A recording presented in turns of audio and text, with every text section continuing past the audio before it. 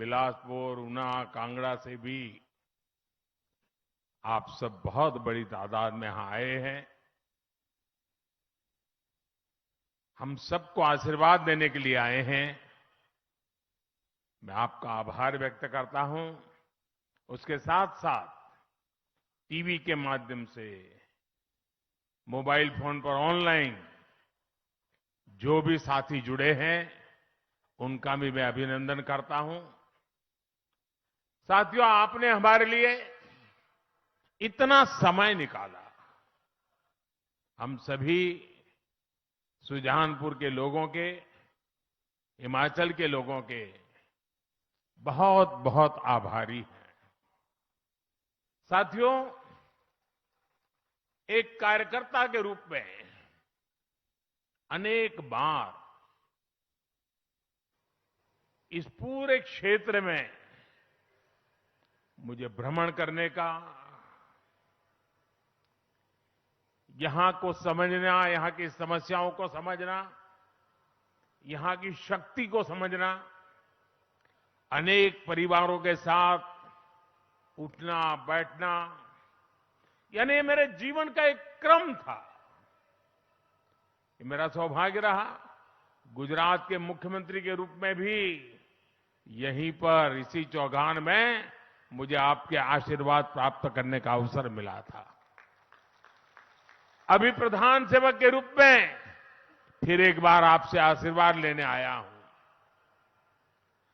हमीरपुर की यादें अनगिनत यादें हैं, लेकिन अणु में जो पंडितादी हट्टी है, वहां की बेसन की बर्फी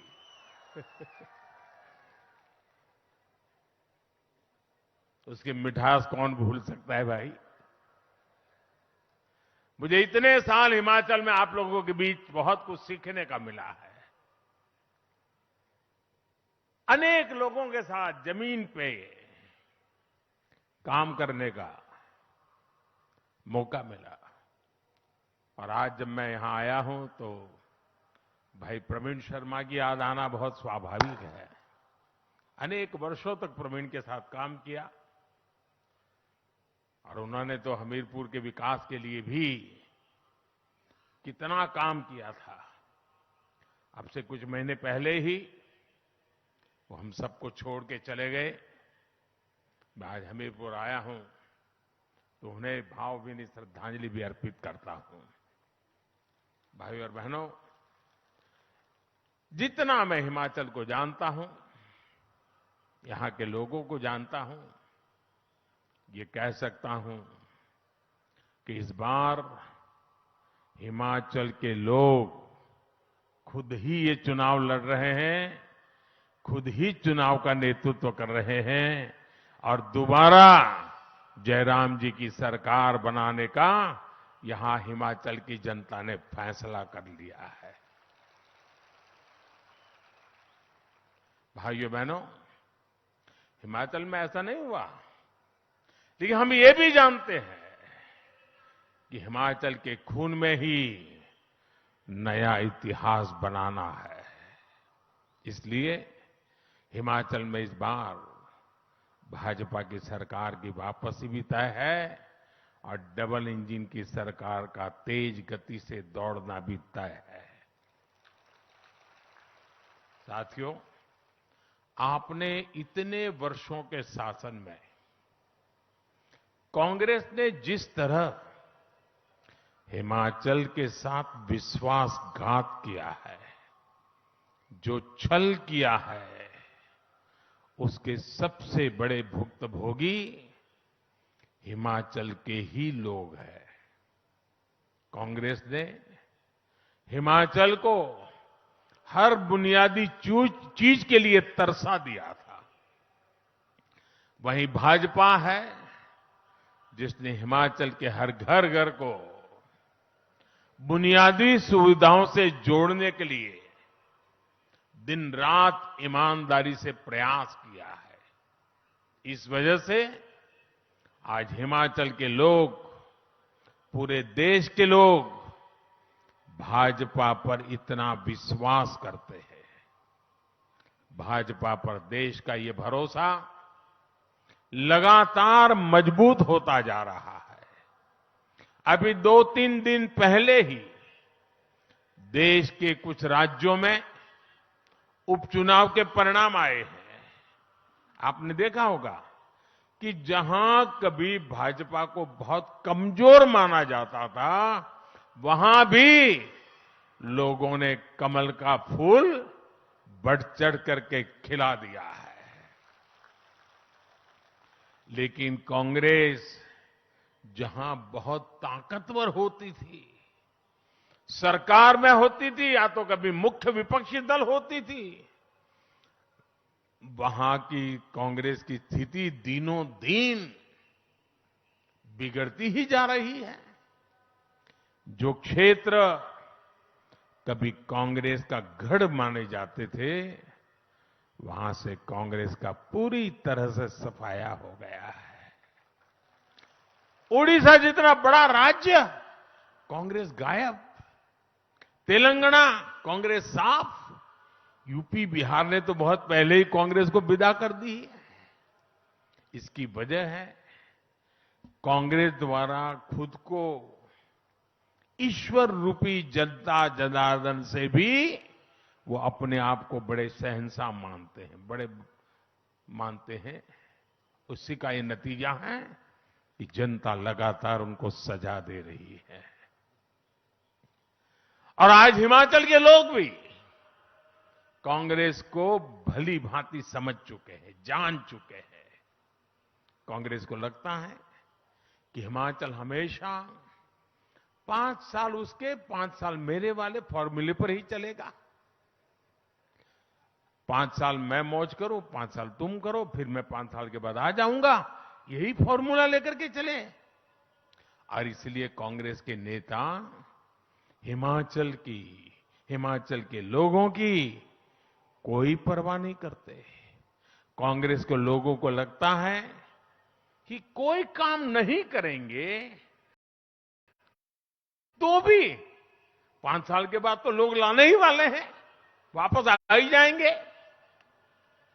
आप मुझे बताइए साथियों, कांग्रेस यहां पिछले 5 साल से विपक्ष की भूमिका में है, लेकिन इस दौरान दिल्ली से कांग्रेस के ऑल इंडिया लीडर लोकसभा चुनाव के प्रचार को छोड़ करके क्या कभी आपका हाल पूछने के लिए आए थे क्या?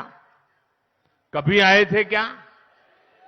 कभी आपका हाल जानने के लिए आए थे?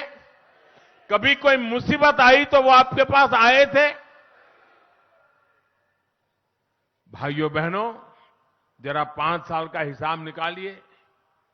लोकसभा में, राज्यसभा में हिमाचल से जुड़े कोई विषय आए हो, हिमाचल के लिए आवाज उठाई हो किसी कांग्रेसी ने, ऐसी कोई घटना आपने सुनी है क्या? भाइयों बहनों, आपकी चिंता इनको 5 वर्षों तक इसलिए नहीं आई क्योंकि इनको भरोसा था कि हिमाचल तो 5 साल के बाद कुर्सी दे ही देता है, मेहनत करने की क्या जरूरत है, लोगों की परवाह करने की क्या जरूरत है, रिवाज है, काम हो जाएगा।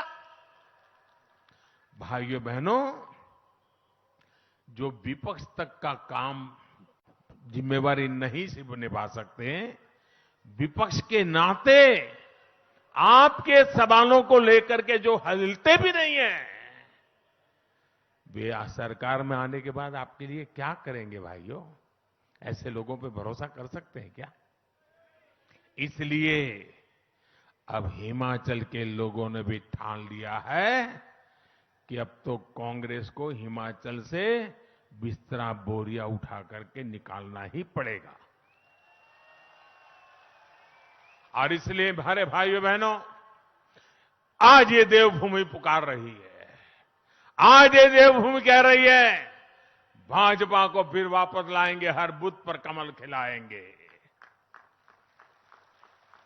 भाई और बहनों, आज आपसे बात करते हुए मैं इस क्षेत्र की वीर माताओं के योगदान को भी नमन करता हूं। यहां से तो हमारे उम्मीदवार खुद ही फौजी हैं। उन्होंने राष्ट्र रक्षा के लिए पूरा जीवन समर्पित कर दिया और मुझे अच्छा लगा कि मैं अभी आया हेलीकॉप्टर से यहां, तो मुझे वीर जवानों के साथ नमस्ते करने का मौका मिल गया और बहुत बड़ी तादाद में मेरे फौजी भाई बहनों को देख करके, क्योंकि मैं तो हर दिवाली उनके बीच मनाता हूं। भाइयों बहनों, ये वीर संतानों को जन्म देने वाली वीर माताओं का कद तो शायद ही कोई चुका सकता है, लेकिन सेवा का अवसर जब जब मिला, भाजपा ने कोई कसर नहीं छोड़ी है। अभी मैं करगिल गया था दिवाली मनाने के लिए, तो मैं हैरान था। मैं और धूमल जी करगिल गए थे, करगिल लड़ाई के समय। उस समय की सारी फोटो की प्रदर्शनी लगाई थी वहां के लोगों ने, और वहां जो आज जो जवान है उनको भी वो पुरानी बातें याद थी कि धूमल जी और मोदी जी हमारे बीच में युद्ध के मैदान के समय आए थे। और मुझे याद है उस समय हमारा यहां का युवा मोर्चा के अध्यक्ष के रूप में हमारे जयराम जी थे और हमारा विनोद ठाकुर वो महामंत्री था। युवा मोर्चा ने तब करगिल के शहीदों के जीवन को समर्पित स्मारिका भी निकाली थी। भाजपा की यही विशेषता है। भाजपा की ताकत चाहे कितनी भी रही हो, हमारे लिए खुद से बड़ा दल है और दल से बड़ा देश है। साथियों, हमीरपुर के हमारे इस क्षेत्र में तो फौजी परिवारों का बाहुल्य है। हमारे ये परिवार बहुत करीब से जानते हैं कि कांग्रेस का इतिहास किस तरह बड़ी बड़ी बातों और झूठी गारंटियों का रहा है। यही कांग्रेस है जिसके राज में हमारे फौजियों के पास पर्याप्त बुलेट प्रूफ जैकेट भी नहीं हुआ करते थे। यही कांग्रेस है जिसके राज में हमारे फौजियों के पास बर्फ में इस्तेमाल होने वाले अच्छे जूते तक नहीं थे। यही कांग्रेस है जिसके राज में बॉर्डर पर सड़कें नहीं बनाई जाती थी, बॉर्डर पर बसे गांवों को मूल सुविधाओं से वंचित रखा जाता था। यही कांग्रेस है जिसने फौजियों को वन रैंक वन पेंशन के नाम पर 40 साल तक लगातार धोखा दिया। 40 साल तक चुनाव के पहले कोई भी वादा करने में वो झिझकते नहीं है। कुछ भी वादा कर दो, अभी भी कर रहे हैं, ढेर सारे वादे कर रहे हैं। आप याद करिए भाइयों बहनों, मैंने हिमाचल के फौजी परिवारों को वचन दिया था कि चाहे कुछ भी हो, वन रैंक वन पेंशन हम लागू करके रहेंगे। और हमने ना सिर्फ वन रैंक वन पेंशन को लागू किया, बल्कि इसका एरियर भी पूरे सम्मान के साथ दिया। आज आप जानकर हैरान रह जाओगे कि वन रैंक वन पेंशन की वजह से अब तक लगभग 60,000 करोड़ रुपया देश भर के हमारे फौजी परिवारों के खाते में गए और ये अतिरिक्त राशि गई है। और साथियों, आपको ये भी नहीं भूलना है कि यही कांग्रेस है जिसके नेता आर्मी चीफ का अपमान करते हैं, फौज के लोगों की तुलना गुंडों से करते हैं। यही कांग्रेस है जिसके नेता सर्जिकल स्ट्राइक पर सवाल उठाते हैं, हमारे वीर बेटे बेटियों के शौर्य को कटघरे में खड़ा करते हैं। भाइयों और बहनों, भाजपा की सरकार के लिए देश की सुरक्षा और सैनिकों की सुरक्षा सर्वोपरि है। इसलिए आज देश में ही आधुनिक अस्त्र शस्त्र निर्माण किया जा रहा है। कांग्रेस ने रक्षा घोटालों का जो तौर तरीका बना दिया था, उसको बदला गया है। अब तो बेटियों के लिए भी तीनों सेनाओं के हर मोर्चे भी उसको भी हमने खोल दिया है। यहां तो 5 ही सैनिक स्कूल भी है। हम सैनिक स्कूलों की संख्या भी बढ़ा रहे हैं और इनमें बेटियों को भी दाखिला मिल रहा है। हमारी सरकार पुलिस फोर्स और केंद्रीय सुरक्षा बलों में भी बेटियों को बहुत प्रोत्साहन दे रही है। मैं एक और आंकड़ा दूंगा, आप बहुत ध्यान से सुनिएगा। आजादी के बाद 2014 तक देश में पुलिस सेवा में लगभग 1 लाख बेटियां थी, यानी इतने सालों में 1 लाख बेटियां। हमने बीते 8 साल में ये संख्या लगभग 2.25 लाख हो चुकी है। 2.25 लाख, यानी 2 गुनी से भी ज्यादा।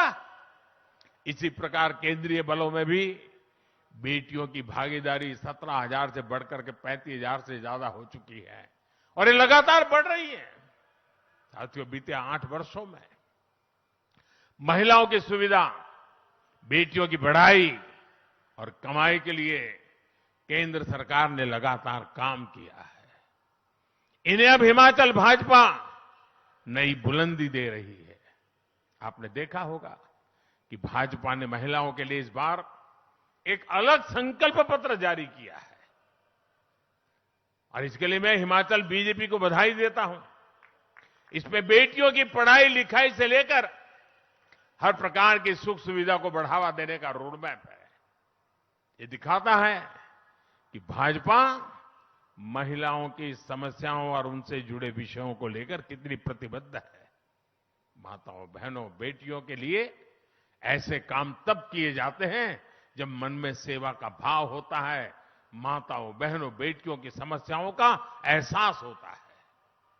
आज पीएम आवास की घर में महिलाओं को हिस्सेदारी देने वाली भाजपा है। रसोई के धुएं से घर को मुक्त कर गैस कनेक्शन देने वाली भाजपा है। हर घर नल से जल देने का अभियान चलाने वाली भाजपा है। घर घर शौचालय की सुविधा बनाने वाली भाजपा है। घर घर सौभाग्य का बिजली कनेक्शन पहुंचाने वाली भाजपा है। कोरोना के इस मुश्किल समय में हर गरीब को मुफ्त अनाज देने वाली भी भाजपा ही है। भाइयों बहनों, मेरा पूरा विश्वास है देश में जो भी छोटे राज्य हैं, जो हिमालयी राज्य हैं, उन सब के लिए हिमाचल प्रदेश अग्रिम पंक्ति का रोल मॉडल बन सकता है। विकास के मामले में, टूरिज्म के मामले में हिमाचल सभी छोटे राज्यों के लिए नई प्रेरणा बन सकता है।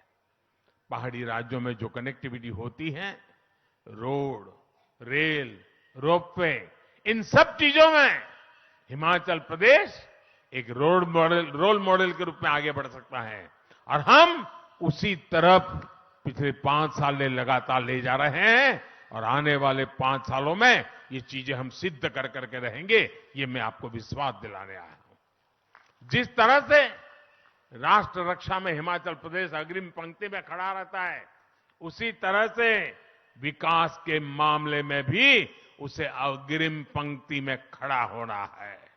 हमें हिमाचल को पूरे देश के लिए एक रोल मॉडल के रूप में विकसित करना है।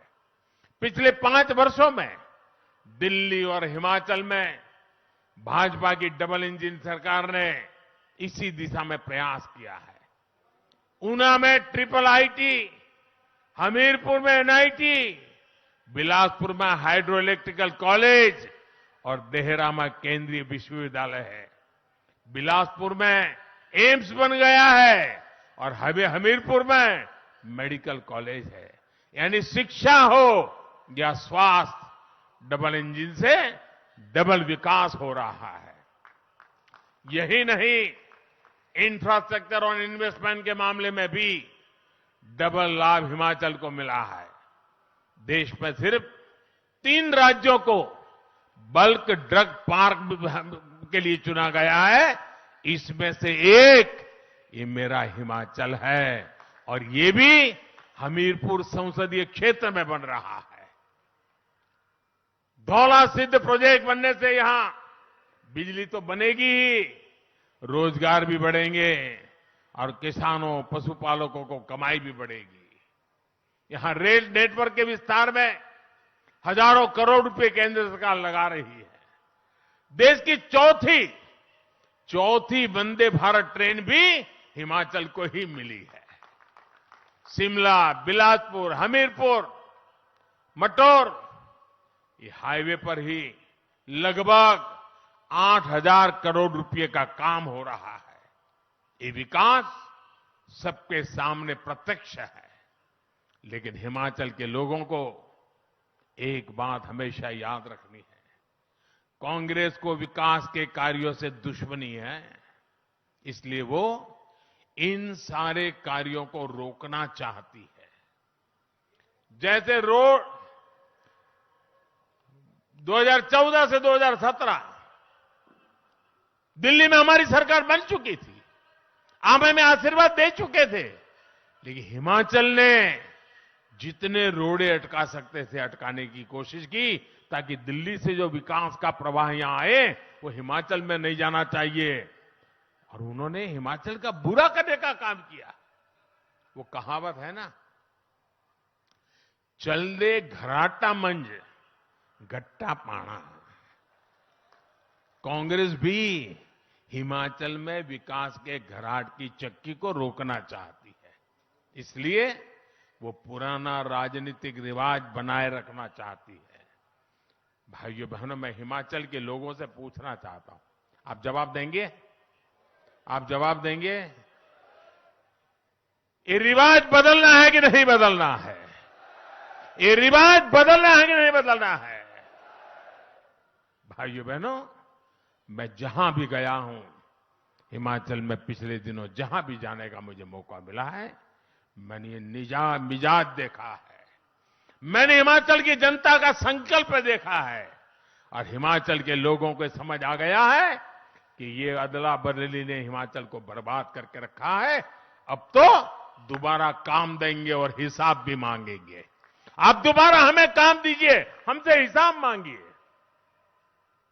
आप रिवाज बदलने का तय करके बैठे हैं, हम आपकी विकास की यात्रा को आगे बढ़ाने का निर्णय करके बैठे हैं। साथियों, आज हिमाचल विधानसभा चुनाव में ये मेरी आखिरी सभा है। इस चुनाव में अब मेरा कोई सार्वजनिक कार्यक्रम के लिए अब समय नहीं बचा है, लेकिन आप जरूर एक बात याद रखेंगे, कांग्रेस स्वभाव से विकास की दुश्मन है। वो लोगों को मुसीबत में जीने के लिए, मजबूरी में जीने के लिए हमेशा सोचते हैं ताकि उनकी जरूरत पड़ जाए। भाजपा ही हैं जो हिमाचल को विकास की नई ऊंचाई पर ले जा सकती है। इसलिए इस बार हिमाचल में भाजपा सरकार की वापसी जरूरी है।